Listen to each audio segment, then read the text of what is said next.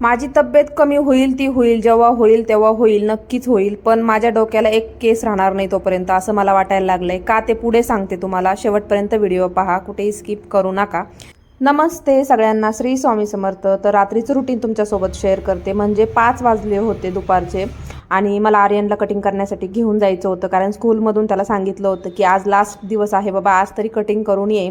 तर त्यालाच ते कटिंग करण्यासाठी खाली घेऊन गेले होते. मग कटिंग करता करता 5:30 पावणे 6 झाले होते. मग मी घरी आले आणि माझं असं ठरलंच होतं की आज मी मस्त हॉल आवरून घेणार आहे, कारण की खूप जास्त पसारा झाला होता. आणि नाही म्हणलं तरी रोज असा झाडू मारला ना वरचीवर किंवा वस्तू जरी उचलल्या ना तर बराच राहडा तसाच राहतो. म्हणून आज डीप क्लिनिंग होती हॉलची, एकदम स्वच्छ चकाचक हॉल करायचा होता. नाही म्हणलं तरी रोज तेवढं आवरल्या जात नाही, माझ्याकडून तरी आवरल्या जात नाही. आणि किती केलं ना तर इकडची वस्तू तिकडं आणि तिकडची वस्तू तिकडंच ठेवण्यात सगळा दिवस जातो निघून. पण डीप क्लिनिंग काय होत नाही. तर आज ठरवलंच होतं, म्हटलं वेळ आहे तर. आणि आर्यनला हाताशी आंघोळ करायची, कटिंग करून आल्या काय होतं म्हणतात ना की घरामध्ये ना झुरळ येतात जर आंघोळ म्हणजे केस कट केल्याच्या नंतर, असं म्हणतात. असं माझी मम्मी म्हणती की हा कटिंग केल्याच्या नंतर ना आंघोळ नाही केली ना की झुरळ होतात. ते आता किती खरं आहे किती खोटं आहे ते तुम्हाला माहीत असेल तर नक्की कमेंट करून सांगा. तर इथे आहे ना पाणी तापत होतं आर्यनचं. म्हटलं तोपर्यंत आहे ना मी सगळं व्यवस्थित हॉल आवरून घेते, तू आंघोळ करून घे. कारण की जर त्याला आंघोळ करून जर मी कामाला लावलं तर सगळी धूळ त्याच्या अंगावर बसल. म्हणून सगळ्यात आधी मी व्यवस्थित सगळी धूळ झाडून झटकून घ्यायचं बघत होते. म्हटलं ते क्लीन करून घेते. सोफा बाजूला सरकवला, आर्यनला म्हटलं झाडू दे. त्याने झाडू दिला. तोपर्यंत मी सगळं व्यवस्थित सगळ्या वस्तू उचलून ठेवल्या होत्या आणि छान असं झाडून घ्यायचं होतं. एवढी धूळ नव्हती बरं का, कारण की आपण रोज झाडतोच ना. पण सोफ्याखाली आहे ना धूळ साठत असती, तो एक स्पेस असतो धूळ साठण्याचा. म्हणजे आपण तर रोज जेवढा स्पेस वापरतो ना, जेवढी लादी आपण फरशी वापरतो आणि जर वस्तू ठेवलेली असतील ना तर ती ऑटोमॅटिक ती आपोआप ती धूळ सगळी समजा फ्रीज खाली म्हणा, सोफ्याखाली म्हणा, असं ती जात असती. आणि तिकडनं आपल्याला ती फक्त अशी रोजची रोज बाहेरून झाडता येते. पण पूर्ण जर झाडायची असेल ना तर वस्तू सरकूनच आपल्याला ते करावं लागतं. इथे ना पाणी तापत होतं. तोपर्यंत आर्यन कॅमेऱ्यामध्ये बघत होता, म्हणजे जसं की मी स्टँडला मोबाईल लावला होता तिथे बघत होता ते बरोबर येत आहे की नाही म्हणून तो मध्ये मध्ये करत होता. आता जेव्हा त्याला ते व्हिडिओ दिसेल ना तेव्हा मला बोलणार आहे की मम्मा माझ्या अंगावर कपडेच नाही येत आणि तू मला डायरेक्टली घेतले त्याच्यामध्ये. तर असं खूप चिडणार आहे तो माझ्यावरती. तर नंतर मग मी सगळी धूळ वगैरे क्लीन करायला घेतली आणि त्याच्यामध्ये बऱ्याच वस्तू होत्या, जसं की माझं वजन काटा. हां, तर डेली वजन मी चेक करते, का तर मग आपल्याला कळून जातं ना की आपल्या खाण्यामध्ये किंवा आपल्या वर्कआउटमध्ये किती चेंजेस होतो. आपण म्हणजे जर कमी होत असेल तर आपण आठवडाभरात जे केलं ते आपल्याला कंटिन्यू करायचं असतं, आणि वाढत असेल तर आपलं काय चुकतंय हे आपल्याला समजतं. म्हणून मला तो वजन काटा डेली लागतो. मी मीशोवरून घेतला होता, तो फक्त 440 रुपयाला काहीतरी मला बसला होता आणि खूप छान आहे. 100 किलोचा आहे, म्हणजे 100 किलो आपण त्याच्यावरती मोजू शकतो. 100 किलोच्या पुढे त्याच्यावर मोजता येत नाही, तेवढाच आहे तो. तर तेवढाच बरा आहे बाबा, 100 किलोच्या पुढे मला नाही जायचं आहे. तर असं काही हरकत नाही. तरी ते छान असं मस्त आवरून घेतलं. आणि आर्यनचा कटिंग करण्याचा असा विषय झाला आहे, कारण की आता शाळेमध्ये त्यांच्या आहे ना बिलकुलच केस वाढवलेले चालत नाही. आता एवढे काही केस वाढलेच नव्हते त्याचे, पण त्यांच्या शाळेमध्ये असा नियम आहे की बाबा एकदम झिरो बारीक पाहिजे एकदम. तरी पण आर्यननी थोडेसे केस वरती ठेवलेत, कारण की कसं होतं ना एकदम बारीक म्हणजे पहिलाच तो एवढा वाळला आहे, चेहरा एकदम बस लंबोळकासारखा आहे आणि अजून खूप जास्त केस कमी केले ना तर अजिबात चांगला दिसत नाही, म्हणून त्यालाही आवडत नाही. म्हणून त्यांनी काय केलं, थोडेच हे केले आणि छान असं कट करून घेतलं. आता मुलांचे केस खूप लवकर वाढतात, आपले तर काय वाढत नाही एवढे, पण मुलांचे म्हणजे जेंट्स लोकांचे खूप जास्त. आता आर्यनला महिनाभर काय केसाचं टेन्शन नाही आहे, कारण की 15 दिवसांनी त्यांचे पेपर चालू होणार आहेत आणि उन्हाळी सुट्ट्या लागणाऱ्या आहेत. तर नंतर कटिंग केली नाही तरी चालतंय, त्याच्यामुळं टेन्शन नाही आहे त्याला आता काही. त्याचं एकदम व्यवस्थित झालंय मस्त. आणि 15 दिवसात त्याचे जसे होते तसे नॉर्मल त्याला हवे आहेत जास्त मोठे तर ते होऊन जाणार आहेत, त्याच्यामुळे त्याचं काही टेन्शनच राहिलेलं नाही आहे. इथे ना मी छान असा सोफा झटकून घेतला. आता एकच सांगते, असा सोफा अजिबात घेऊ नका बाबा, मी तर घेऊनच पाच. कारण काय होतं माहिती का, याच्यामध्ये खूप जास्त धूळ जाती. नाही म्हणलं तरी आहे ना आपण पायवरती घेऊन बसतो किंवा मुलं खेळत असतात त्याच्यामध्ये जाती धूळ आणि निघत नाही. त्याला खूप असं जोरजोरात जसं मी आता झटकलंय ना तसं झटकावं लागतं, तेव्हा त्याची धूळ आहे ना खाली पडते. असं अजिबात घ्यायचं नाही. आणि किती कवरनी पॅक केलं ना तर शेवटी जातीच त्याच्यामध्ये धूळ. आता रोज जरी सोफा झटकायला घेतला ना तर बऱ्यापैकी धूळ त्याच्यातून खाली पडत असती. तर आज तर खूप जास्त धूळ पडली होती, तर ते व्यवस्थित क्लीन झालं. आणि ना त्याला कव्हर करण्यासाठी माझ्याकडे 2 कव्हरी आहेत, पण मी असं टाकते. आणि जर बॅक साईडनी पण कव्हर लावली ना तर ते जे स्टोन वगैरे असतात ना ते दिसत नाही, त्याच्यामुळे मी सिंगलच टाकते. इथे जेवढं आपण सामान सोफ्याच्या बाजूने होतं तेवढं सगळं मी कॉटवर ठेवलं, दिसत असेल तुम्हाला. आर्यनचे पुस्तकं होते, तो असंच टाकतो. आलं की त्याला कोपरा दिसला ना तिथं वस्तू साठलेल्या असतात. तर त्या आता रद्दीमध्ये द्यायच्यात, कारण की त्याचं काही काम नाही आहे. आता शाळा संपली, त्या वया पण चेक करून झालेल्या आहेत. तर इथे आहे ना मी छान असं आवरून घेतला सोफा आणि झटकून जी कवर आधीची होती ना ती धुवायला टाकली, म्हणजे टाकणार आहे. आणि ही दुसरी छान अशी धुवून ठेवलेली होती तीच अंथरली खाली.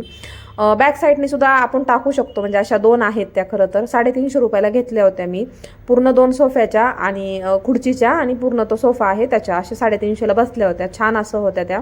त्याच्यामध्ये जाळी असल्यामुळं असू शकतं की त्याच्यात जास्त धूळ जात असेल सोफ्यामध्ये. आता सोफा वगैरे सगळं आवरून झालं होतं, पण कॉटच्या खाली थोडीशी धूळ होती. तिथं खूप सारे सँडल, चप्पल, म्हणजे जे पण आर्यनची शूज, डेली वापरायची चप्पल वगैरे सगळं आम्ही असं तिथंच ठेवून देतो. काय माहिती ती सवयच लागली, पण ते बाहेर असतं, ते आत कधी येऊन जातं ना समजतच नाही. तर तिथं खूप धूळ झाली होती. तो कोपरा मी क्लीन करून घेतला. आता कॉटच्या खाली बरंच सामान आहे, तर मी ते उद्या क्लीन करणार आहे. आज काय करणं शक्य नाहीये एवढं सगळं.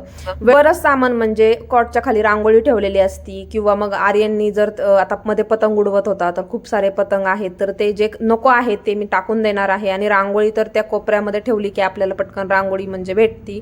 आणि किचनमध्ये आहे ना खूप जागा आहे, पण ते उगाचच पसारा दिसतो. इथे काय होतं, कॉटच्या खाली ठेवलं ना तर ते वरतून जे आपण बेडशीट टाकतो ना तर खाली काही दिसत नाही म्हणून. तर बराच सामान निघलं होतं सोफ्याच्या खालून. पेज निघले होते, शॉर्पनर, खोडरबल आणि पेन वगैरे, पेन्सिल वगैरे. आर्यनला समजतच नाही की कुठे पडलंय काय, आणि असं शोधत बसतो. तर मी तेच चेक करत होते. जे आहे चांगलं ते ठेवलंय, आणि जे खराब आहे ना ते डायरेक्टली टाकून दिलंय. अजिबात त्यात हे करत नाही बसत, कारण की मग खूप पसारा होऊन जातो. आणि एक एक पेन, म्हणजे अर्धा संपलेला पेन जर ठेवायचं म्हटलं ना तर ते वापरत नाही, आणि आपल्याला पण ठेवायला अडचण होते. आणि काही फुटलेले होते, मग ते पण मी टाकून दिले. नंतर मग कपड्यांच्या घड्या वगैरे घालायच्या होत्या, तर मध्येच मम्मीचा फोन आला की जेवायला या म्हणून. तर 6:30 वाजलेले होते. एवढा काय अंधार वगैरे पडलेला नव्हता, तुम्हाला गॅलरीमध्ये दिसत असेल. तर फोन आला होता मम्मीचा, म्हणजे मम्मी पण आली होती पण तिचा फोन पण आला, आणि बोलली की जेवायला या म्हणून. तर मग म्हटलं मी बनवलं नव्हतं, बरं झालं मी जेवण बनवलं नव्हतं. मग मी म्हटलं ठीक आहे चल येते. आणि मम्मीला ड्युटी असतात ना, तसं पण तिकडे जाणं येणं जास्त होत नाही. तर म्हटलं चला आता जाऊया. तर मम्मीने मम्मी घेऊन गेली होती मटण, अर्धा किलो मटण घेऊन गेली होती. तर मी काय खात नाही, पण म्हटलं चला मी रस्सा खाईल आणि आर्यनला खायला होईल. खरंच मला आहे ना खायची गरज आहे बरं का, जेवढं आपल्या अंगामध्ये म्हणजे शरीरामध्ये प्रोटीन जाईल, म्हणजे जे काय चिकन, अंडी, मटण खायला पाहिजे. मटण जास्त नाही खायला पाहिजे, पण चिकन जास्त खायला पाहिजे. पण मला आहे ना ते होतच नाही खायला, म्हणून मी रस्सा खाते. तर म्हटलं मग फोन आला होता म्हणून पटकन आवरायला घेतलं, फास्टमध्ये आवरत होते. आर्यनला पण बोलले तू पण आता मला मदत कर. त्याची आंघोळ झाली होती, कपडे वगैरे. नंतर मी कपड्याच्या घड्या घातल्या आणि त्याला सांगितलं की तुझे जे कपडे आहेत ना ते तुझ्या ट्रॉलीमध्ये ठेवून दे कपड्याच्या, आणि माझे मी ठेवते. तर तो कपडे घालता घालताच त्याचे कपडे उचलायला आला, आणि मग म्हटलं पटकन आवरून जाऊया, आपल्याकडे खूप थोडा वेळ आहे. मी अशीच जाणार होते, जास्त काय आवरणार नव्हते. तर इथे कपड्याच्या घड्या घालून झाल्याच्या नंतर मला आहे ना ते बाहेर पडलेले बुटं वगैरे व्यवस्थित ठेवायचे होते. आणि कॉटवरती आहे ना थोडी धूळ झाली होती, म्हटलं ते पण झाडून घेऊया. आणि उद्या आहे ना ते बदलायचं आहे, खरं तर मला दुसरं बेडशीट टाकायचंय. इथे आर्यनला कपडे दिले आणि त्यांनी वरती घेतले, आणि ते पूर्ण खाली पडले, सगळ्या कपड्यांच्या घड्या मोडल्या. तिथे माझं त्याचं भांडण लागायची वेळ आली होती, पण तो म्हटला मम्मा टेन्शन घेऊ नको, मी परत व्यवस्थित घड्या घालून ठेवतो जागेवर. म्हणून म्हटलं चला ठीक आहे, काय हरकत नाही. इथे माझ्या हातामध्ये ना ते एसटीचं आहे, जे की आर्यनच्या पप्पाने आणलं होतं. ते एसटी महामंडळामध्ये ते त्यांना झोपण्यासाठी वगैरे खाली आथरण्यासाठी देतात ना, तर तेच आहे ते. आता त्याला काय नाव आहे ते मला माहित नाही बरं का, पण एवढं भारी आहे ना, थंडीच्या दिवसामध्ये ना नरम, म्हणजे काय बोलतो आपण त्याला, थंडी जाणवत नाही, खूप छान असं असतं ते. चटईच्या ऐवजी आपण टाकतो ना, चटई जसं टाकतो ना तसं सुद्धा आपण ते खाली टाकू शकतो आणि त्याच्यावर झोपू शकतो. थोडं टोचल्यासारखं होतं, पण त्याच्यावरून बेडशीट वगैरे पण टाकू शकतो, गादीवर पण ते टाकू शकतो. आणि ड्रायव्हर कंडक्टर लोक तर ते घेऊनच फिरतात, कारण की त्यांना ते बरं पडतं झोपण्यासाठी, जर कुठं जर मुक्काम करायचा असेल तर. असं आहे ते, मोठं आहे.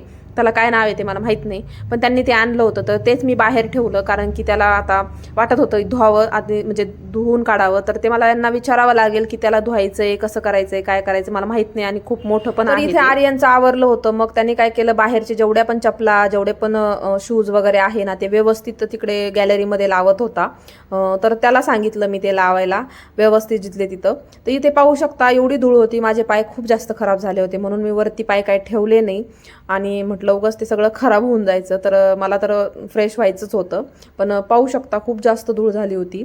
पोचा वगैरे मारायचा आहे, तर मग आधी ना कॉटवरचं सगळं व्यवस्थित आवरून घेतलं छानपैकी. तर ते खिडकीला आहे ना पडदे वगैरे मी अजून तरी काय लावलेले नाही आहेत, बघेन लावल तेव्हा. अजून तरी मी लावलेच नाही कुठेच, कोणत्या घरामध्ये पूर्ण मी कुठेच पडदे लावलेले नाही आहेत. मला लावायचे आहेत खरं तर, पण मी अजून लावलेले नाही आहेत, लावून घेणार आहे लवकरच.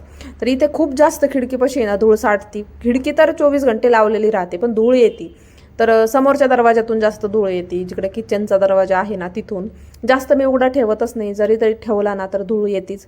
तर इथे फ्रंटची गॅलरी आहे, तर तिथून पण धूळ येते.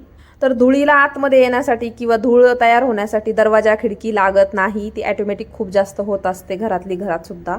मी मस्त छान अशी खिडकी पुसून घेतली आणि आर्यनला सांगितलं तुझे दप्तर वगैरे जिथली तिथं व्यवस्थित ठेव म्हणून, तर तेच तो करत होता. आणि त्याला आहे ना बॉलशिवाय अजिबात करमत नाही बाबा, जिकडे बघा तिकडे त्याला तो बॉल लागतो म्हणजे लागतो. आणि हातामध्ये असला की त्याला चैन पडतं, हातामध्ये नसला की चैन पडत नाही, असं त्याचं झालंय. तर छान सगळं व्यवस्थित मस्त असा हॉल आवरून झाला आणि आता पोचा लावायचा होता, म्हणजे लादी पुसून घ्यायची होती. तर आर्यन बोलला मी पुसून घेतो. आणि असं पुसायला मुलांना मज्जा येते बरं का खूप जास्त, कारण की ते वाकून वगैरे आपण जे फडक्याने पुसत असतो ना तसा कंटाळा येतो. पण हे असं जर पुसायचं म्हटलं ना तर मुलांना खूप मज्जा येते काम करायला.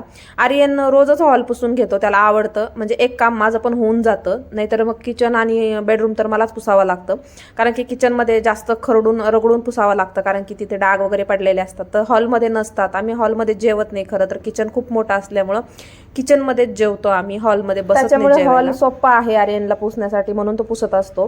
तर मी इथं केसाबद्दल बोलले होते तुम्हाला. तर विषय असा झाला आहे की जेव्हापासून जिमला जायला लागले तर तिथं वर्कआउट जास्त होतो, मग घाम येतो आणि त्या घामामुळेच माझे खूप जास्त केस गळत आहेत आणि जास्त चरबट झाले. तर हे असं होऊ शकतं, माझ्या बाबतीत पण असंच झाले. आणि केस खूप जास्त म्हणजे एकदमच कमी झाले, तुम्ही पाहू शकता. खूप दाट होते, लांब तर आहेत पण दाट होते, तर ते खूप कमी झालेत. हे सगळं झालंय माझं जिमला जायला लागल्यापासून. जास्त घाम येतो, वर्कआउट आपण जास्त करतो आणि त्याच्यामुळेच मग हे असं व्हायला लागलंय माझ्यासोबत.